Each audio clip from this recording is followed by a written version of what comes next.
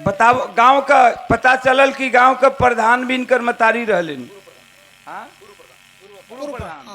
पूर्व प्रधान और बहुत काम भी की हैं।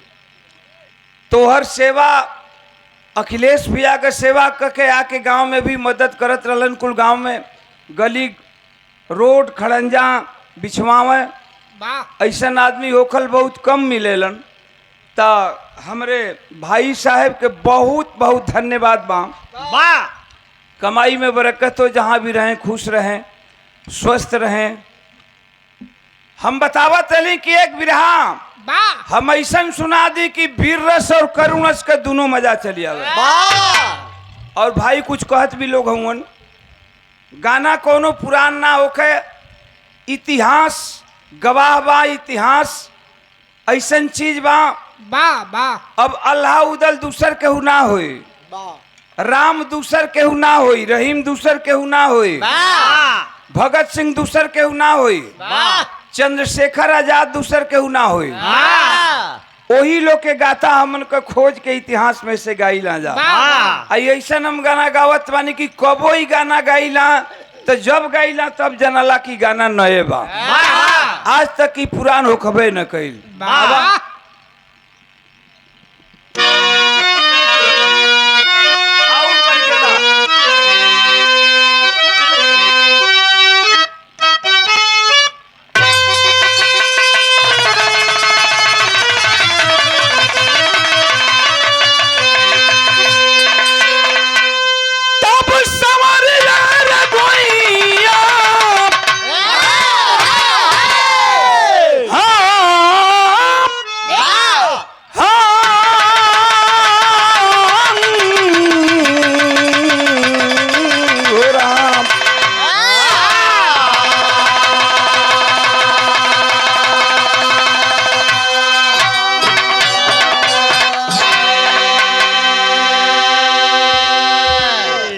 से 20 बरिस पहले जब कैसेट का दुनिया चलत रह तब ये बिरहा के हमरे उस्ताद गवलन और उस्ताद के बाद ये बिरहा का हम गवली।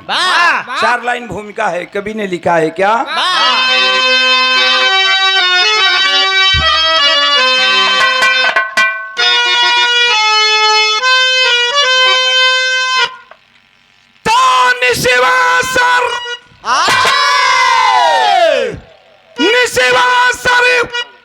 अंक नलीन भाई गत 70 भानु प्रचंड कियो अवनी नभ तक परचम फहरा कर में 9 खंड लियो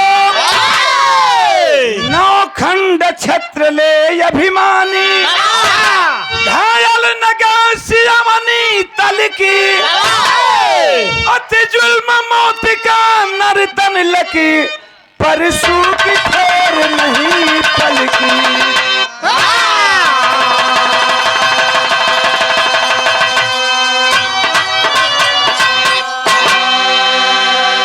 बताइला कि बिरहा का मूल चीज कहानी होला और कहानी दिमाग से हट जाई। बिरहा सुनल ओम प्रकाश का व्यर्थ बा। जितना भाई बैठल हुवन, कुछ भाई लोग अइलन अपन न्योता उता पुरा के चली गइलन। अभी बिरहा सुने वाला भाई बैठल हूँ। यहाँ भी रहे। हिंदुस्तान गुलाम था, गुलामी की जंजीरों में भारत मां जकड़ी हुई करा रही थी। देश एक दूसरे का अधीन था। उस समय देश के नौजवान आगे की ओर कदम बढ़ाए। किसी ने आवाज दिया कि ये अंग्रेजों भारत छोड़ो, ये भारतवर्ष हमारा है। तो किसी ने आवाज दिया तुम खून दो हम आजादी देंगे। तो किसी ने आवाज दिया जय जवान जय किसान। तनी है बात सुन ला, नतीजा निकलल का ई कहानी भाव कहाँ से कहानी का शुरुआत भैल। बढ़ के दा और बढ़ जा।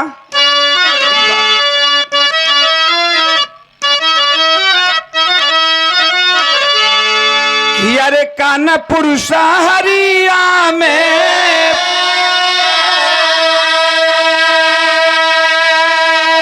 ए भैया कानपुर शहरिया में तब गोरी पलटनिया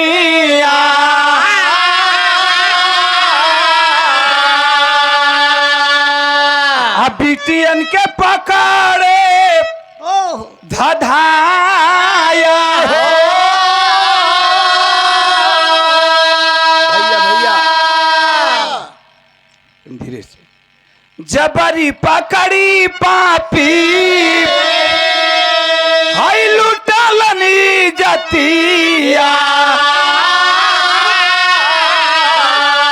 तब बाद में अस्थानावा कटाया।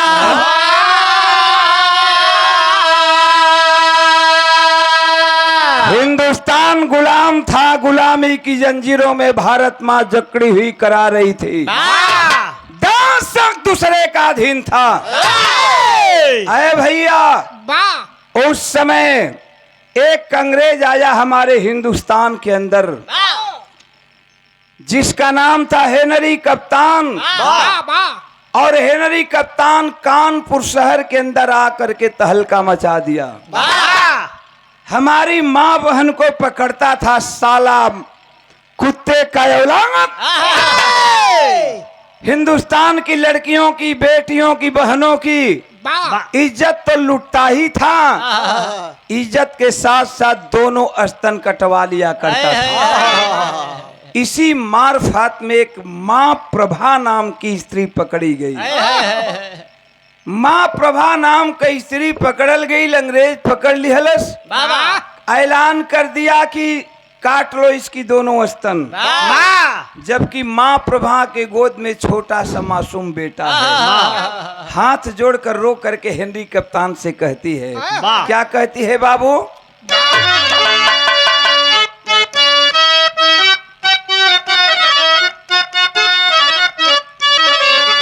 कि सुना सुना कैप्टन, सुना सुना कैप्टन मोरा बीरानावा होना।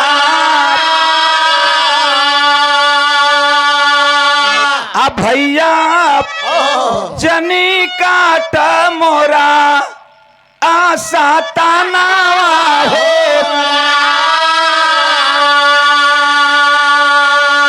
गोदिया में बाड़े एक सुगनावा होना। अजिनकर इहे बाटे जीवन के पालनावा होना।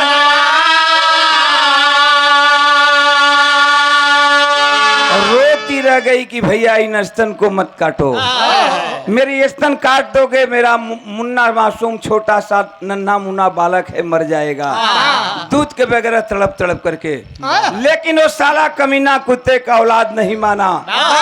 उस हिंदुस्तानी स्त्री प्रभा की दोनों स्तन को कटवा लिया। और जब दोनों स्तन कटवा लिया तो क्रोधावस्था में चली आती है। क्रोध से पागल हो गया। कलश की अरे कमीना कुत्ते का औलाद, तू नहीं माना मेरी दोनों स्तन काट लिया, लेकिन कान खोल करके सुन ले, अब ये मेरा बेटा दूध तो इस स्तन का नहीं पिएगा। लेकिन कहती है क्या बाबू?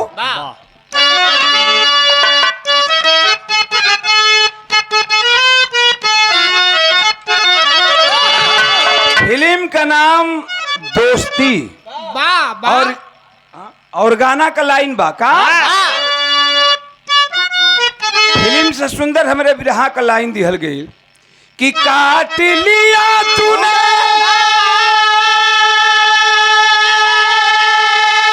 काट लिया तूने अरे आस्तन मेरा मेरा खून पिएगा मेरा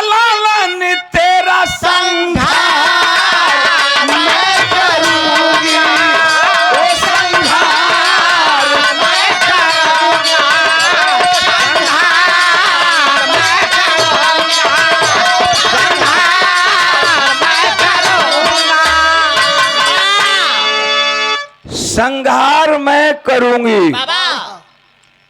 कहती है कि तूने याद रख, अब ये मेरा बेटा स्तन का दूध नहीं पिएगा, लेकिन याद रहे संकल्प मेरा,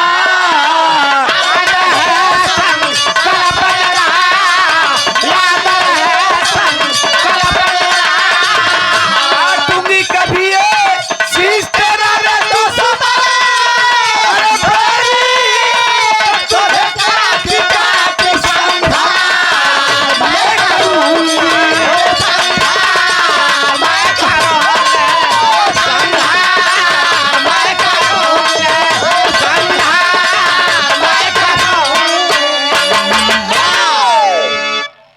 कहती है कि मेरा बेटा इस स्तन के दूध के बदले तेरा खून पिएगा। बिरहा एक धीरे भैया भैया भैया हो धीरे, बिरहा एकदम शीशा जैसन झलके लगी। शीशा में जैसे सूरत लौकेला, साफ साफ सबके समझ में चली आई। कहती है कि मेरा बेटा दूध के बदले तेरा खून पिएगा, मैं प्रतिज्ञा कर रही हूं और जा रही हूं, मैं तेरी गर्दन को काटूंगी, मेरा बेटा तुझे गोली मारेगा। है प्रतिज्ञा करके मतारी चल देती है बाबू, चल देती है प्रतिज्ञा करके। लड़का के पोष पाल के जवान करे लगल, लड़का का नाम रखल गल ज्योति प्रकाश। आ ज्योति प्रकाश धीरे धीरे कितना दिन का बैलन, कितना दिन?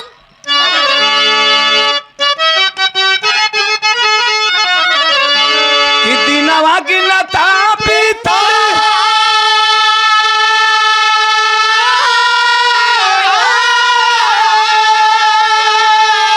ए भैया बरहा बरिसावा की,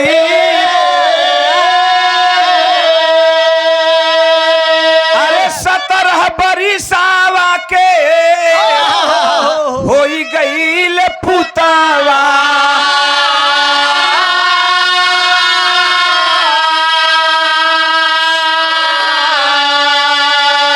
कटल जो बनवा करेला याद बतिया की, हई कर के लमाई के छतिया के दूधवा।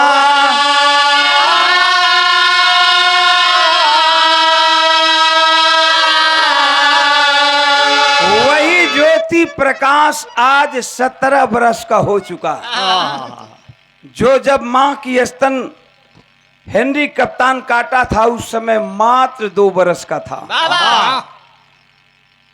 कहती है मां पोष पाल करके जवान 17 वर्ष की कर दी।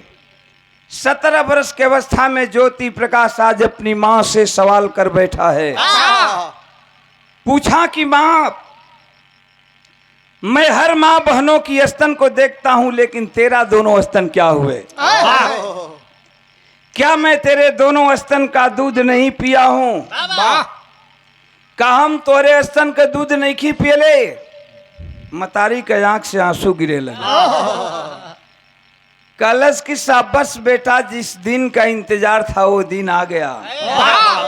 यही दिन के तो हम इंतजार करत रहली कि तू कहियो न कहियो जरूर पूछबे कि माई तोर दोनों स्तनवा का भइल। तो तू जानल चाहत हुआ बेटा कि हमार दोनों स्तन का भइल, तो तनी कान खोल के सुनला। आज मतारी बता रही है अपने बेटा से, 17 वर्ष के ज्योति प्रकाश से। फिल्म का नाम मैं तुलसी तेरे आंगन की, लेकिन फिल्म से सुंदर हमरे बिरहा का लाइन दिहल गई। का मतारी बतावत बे बाबू?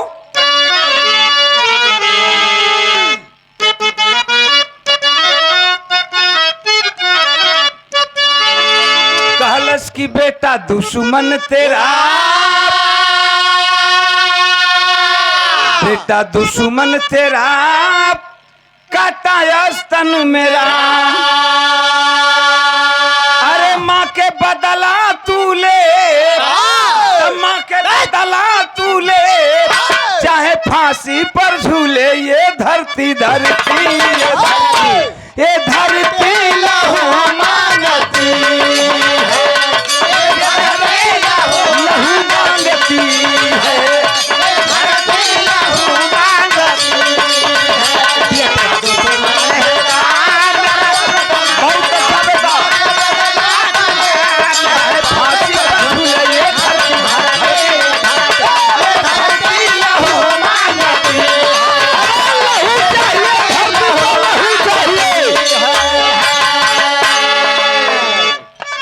मतारी आज बेटवा के बतावत में। वाह वाह कलश की जानते हो, वाह मेरे भी कभी दोनों स्तन थे, लेकिन इस स्तन का कातिल कौन है? अब ज्योति प्रकाश के उत्सुकता बढ़े लगल। मतारी जब बतावत बे तो ज्योति प्रकाश के उत्सुकता बढ़े लगल। मतारी तेन बताऊ कौन रहल? तब का कहले बे बिरहा हम बताई ना कि सुने का चीज है। बिरहा सुनल जाला, नाच देखल जाला। तब बिरहा का मूल चीज कहानी होला। मतारी कहले बे का कहले बे कि कप्तान का है नरी नाम है, कप्तान का है मेरे नाम है, कप्तान का है मेरे नाम है, दिल्ली में उसका बना धाम है, दिल्ली में उसका बना धाम है, दिल्ली में उसका बना धाम है। अरे माता बताई है ये दास्ता, माता बताई है ये दास्ता, सुन करके भड़का है रे बाबा, माता बताई है ये दास्ता, सुन कर भड़का है तेरा गला, माता बताई है ये दास्ता, सुनकर भड़का है तेरा गला। बागी बना है सुनकर माँ की पसंद, वही होगा जो माँ चाहती है। ये धरती लहू मांगती ये धरती लहू मांगती है, ये धरती लहू मांगती है। तुम्हारा है माता बदला बोले चाहे भागे तो झूले, ये धरती ये धरती लहू मांगती है, ये धरती लहू मांगती है।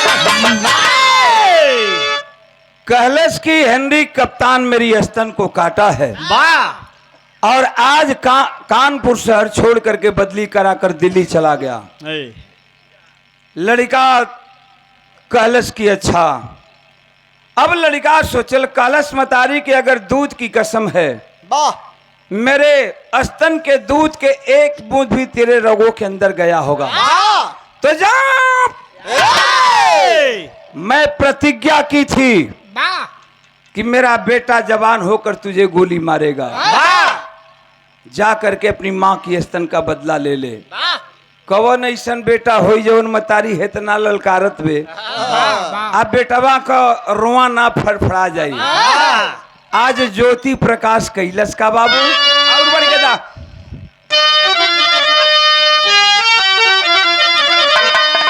ए भैया भड़का है पाहन पाके गरमी, अरे भड़का है पाहन पाके गरमी, आहूत मांग रही माता दामन फैला के।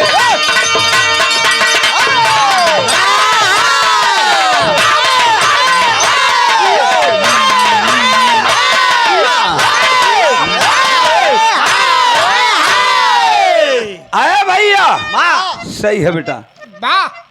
कलश की आकाश में मिली, पताल में मिली, धरती पर मिली नहीं मिली, लेकिन जहां मिली तहां मारबो के।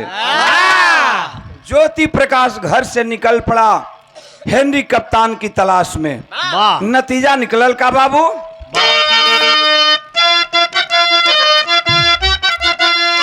यह दर्द हो कि घुघुर बाजे झांझर बाजे, अरे और बजे करतार, नव सब जोगी मंगल गावे, भैया नव सब जोगी मंगल गावे, नाचे बिरतिया माय हो, नव सब जोगी मंगल गावे, नाचे बिरतिया माय हो, नव सब जोगी मंगल गावे, नाचे बिरतिया माय हो। ए 500 रुपए का पुरस्कार अंजनी। लेकिन गाना का भाव दिहल गल। निकल पड़ा ज्योति प्रकाश घर से, और जब निकलल उस समय का भाव मिलल का कि अरे ज्योति चलल माता, तब ज्योति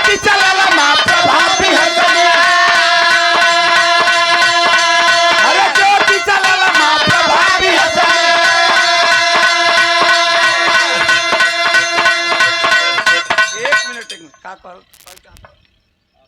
आई ज्योति चलल मां प्रभात भी चलल अरे लखिया नया सुधार हो आई नहीं के कटारी नहीं चिड़िया मोथा अरे नहीं के कटारी नहीं चिड़िया मोथा लोग के पूजा का लगाए हो नहीं के कटारी नहीं चिड़िया मोथा लगाए हो नहीं के कटारी नहीं चिड़िया मोथा जाहू रे बेटा मोरा कुल के दिया ना अरे जाहू रे बेटा मोरा कुल के दिया ना भगवान हुई है सहाय हो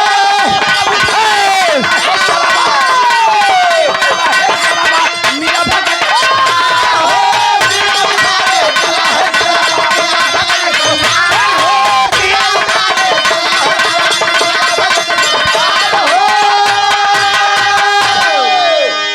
चलल घर से निकल पड़ल आज जब घर से निकलल हम वाह मतारी अपन अंगूठा चीर के खून का तिलक लगोले बे वाह आ खून का तिलक लगा के बेटवा के विदा कैलस हाँ चलल बा ज्योति प्रकाश रास्ते में भैया भगत सिंह से मुलाकात होती है वाह भगत सिंह देखलन है सोच गेलन कि लड़का बड़ा होनहार है वाह देश के लिए काम आएगा वाह अपने टोली में बहाल कैलन है वाह गोली चलावे सिखलौलन बम फेंके का ट्रेनिंग दियलन वाह ए भैया ज्योति प्रकाश के भैया भगत सिंह ले गईलन हाँ गोली चलावे सिखलौलन बम फेंके का ट्रेनिंग दिहलन कल जला की होनहार बलवान के हो त चिकने पास कुछ है दिन में बारूद का गोला बन गई ज्योति प्रकाश वाह हर गुण में आगर हो गल तब भैया भगत सिंह छौरा उनका रिवाल्वर दिहलन कलन की ले लो छवे ठे गोली दिहलन कलन की जाके अब अपने मतारी के स्तन का बदला लेला स्तन का बदला लेला अब तू स्तन का बदला लेवे लायक हो गईला चलल हो ज्योति प्रकाश वाह हमरे समझ में आईला कि तू कहीं चल गईला कि सूत गईला कि केहू बतियावे लागल तारा से त यही से हम बड़ा संगीत लेंगे ए भाई ऊ सब त सब ऊ कहाँ गईलन खैर दिन भर के भुलाइल भटकल सांझ के आ जाला तो भुलाइल के भुलाइल ना कहल जाला तनी हमार बिरहा एकदम मेन जगह पर हो वाह कहानी कहानी का मेन निचोड़ हो वाह ज्योति प्रकाश पता लगावत लगावत हेनरी कप्तान के पहुंच गल दिल्ली वाह बेचारा अनजान बा लड़का दिल्ली के इंडिया गेट पर सुबह का टाइम है हेनरी कप्तान ले अपनी अंग्रेजी पुलिस को लेकर के left right left right left right करा रहा है जैसे आप लोगन बिरहा सुने का भीड़ लगल बा वही तरह हेनरी कप्तान अंग्रेज का परेड देखे खाती इंडिया गेट पर लोग भीड़ लगौले रहल अच्छा तनी हवा का बात ही हमें छोड़ दा घरवा ओकरे मतारी के पता चल गई कि हमार बेटवा दिल्ली पहुंच गल आ जाके हेनरी कप्तान के मार दी सोचे लगल कि बेटा के प्रतिज्ञा तो पूरी हो जाए जा करके हेनरी कप्तान को मार देगा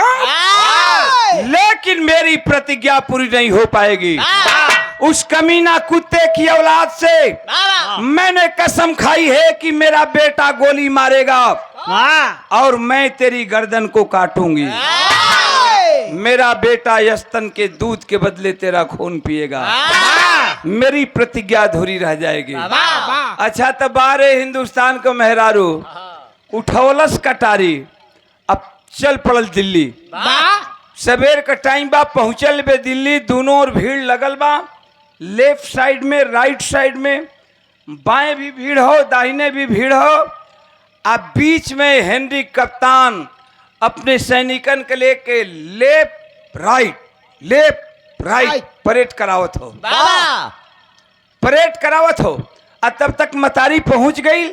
दाहिने साइड में बेटवा खड़ा होकर टुकुर टुकुर तिकवत बा। वाह मतारी बाएं साइड में भीड़ में खड़ी हो।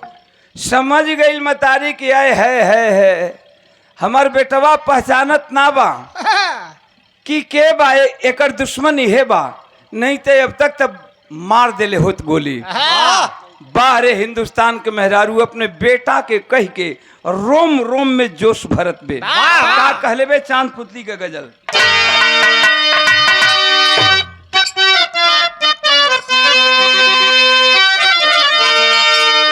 कहलस कि अरे फौलाद बन जा तो फौलाद बन जा, अरे मेरे याद लालन हाय फौलाद बन जा, मेरे याद लालन तो देती दुआ है माता तुम्हारी, फौलाद बन जा मेरा फौलाद बन जा मेरे याद लालन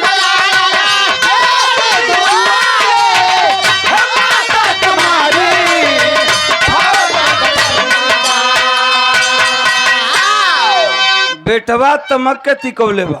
वाह आ जब देखलस तो सामने मतारी, नतीजा निकलल का कवि जी के लिखे के पड़ल कि मजनूनियत में करे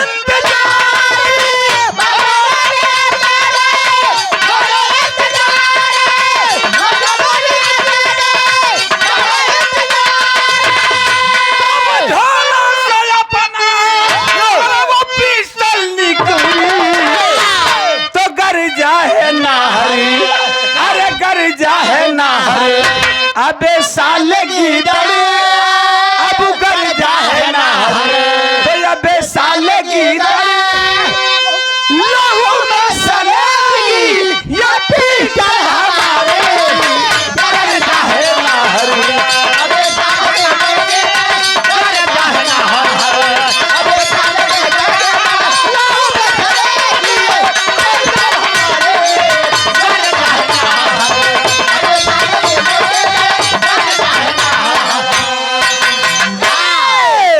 निकलस पिस्टल वाह छमक के भीड़ से बहरे भल।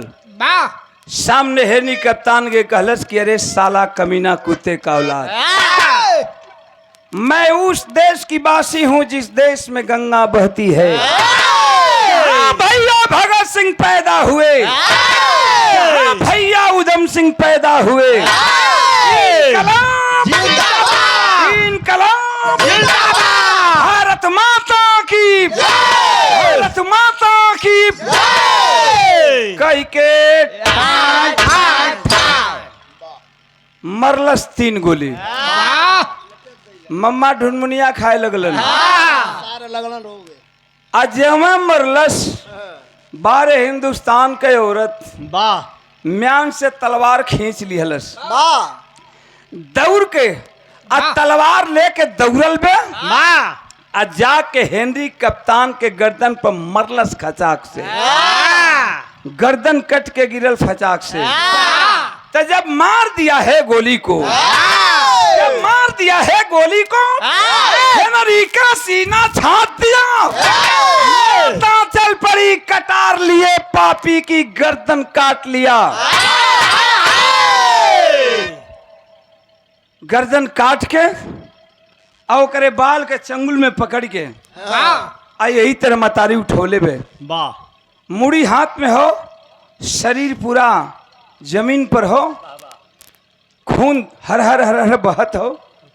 उस समय माई बेटवा का रूप कैसन भइल, माई का रूप के वर्णन कवि जी कैलन। का कैलन और बढ़ के दा, और बढ़ा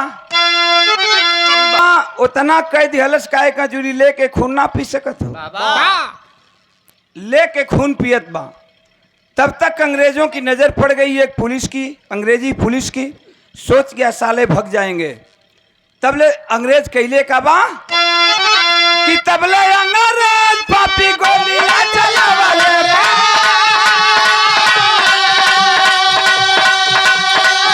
अरे तबले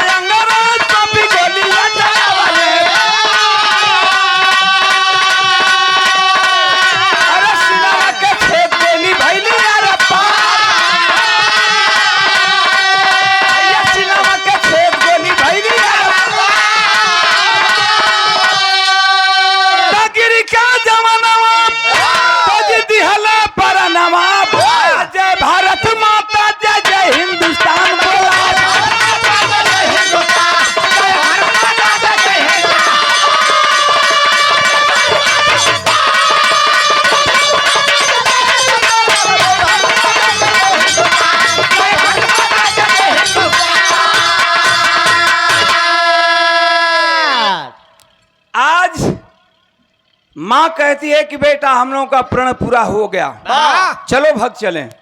माई का हाथ बेटवा धैले बा, बेटवा का हाथ माई धैले बे। माई बेटा भागल जात हूँ, पब्लिक में भगदड़ मचल बा। वही भीड़ में भागत हूँ, तब तक एक अंग्रेज पुलिस राइफल उठाया और गोली को चला दिया। एक गोली मतारी के सीना में लगल, दूसरे गोली बेटा के सीना में लगल। आए है माई बेटवा धरती पर गिर गईलन। लेकिन माई बेटवा धरती पर गिरल हुन, कराहत हुन, अब मरे वाला हुन। बेटा मतारी से रो के कहा कि अरे माँ तुम रोती है, तुमको तो हंसना चाहिए। कितना सुंदर तेरे बेटे का भाग है कि जब मेरा जन्म हुआ तो तेरे गोद का सहारा मिला, और आज मेरी मौत भी हो रही हो तो तेरे गोद में हो रही है। इससे अच्छा मौत किसी का हो ही नहीं सकती। माई बेटवा धरती पर ये दुनिया के छोड़ के चल दिहलन। लेकिन अंग्रेज साले ऐलान कर दिए उस मतारी बेटा के लाश के उठौलन। हाँ, लाश ले जाके हेनरी कप्तान के पुलिस वही दिल्ली के चौराहे पर टंगवा दिहलन। ऐलान कर दिहलन कि हिंदुस्तानी, जो कोई हिंदुस्तानी जुर्रत करेगा उसकी यही दशा होगी। आज माई बेटवा का लाश दिल्ली के चौराहे पर टंगल बा। लेकिन भइल का हमरे बिरहा का अंतिम लाइन बा का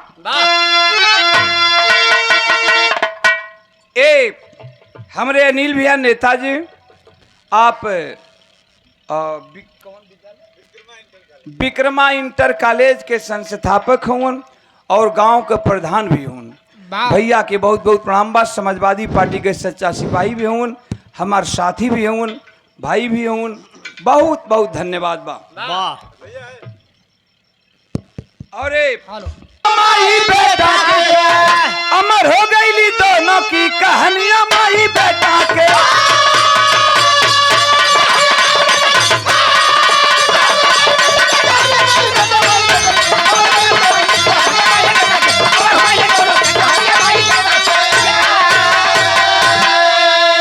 भैया भगत सिंह वही ले जाके चौराहे से लाश उतरवलन। क्रांतिकारी नौजवानन के बुला के माई बेटवा के लाश ले जाके दिल्ली के जमुना के तट पर अंतिम दाह संस्कार कर दिया। आज माँ बेटा इस दुनिया में नहीं है, माँ बेटा चले गए, लेकिन इतिहास के पन्नों में स्वर्ण के अक्षरों में अपना नाम अंकित करा कर गए। हमरे बिरहा के अंतिम लाइन रहल, कहल गल का जय जयकार गुरु स्वामी जी के, ओम प्रकाश फुलवारी।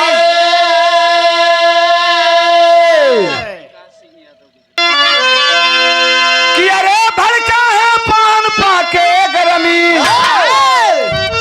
अब भड़का है पान पाके गरमी। लिखता शिव बचा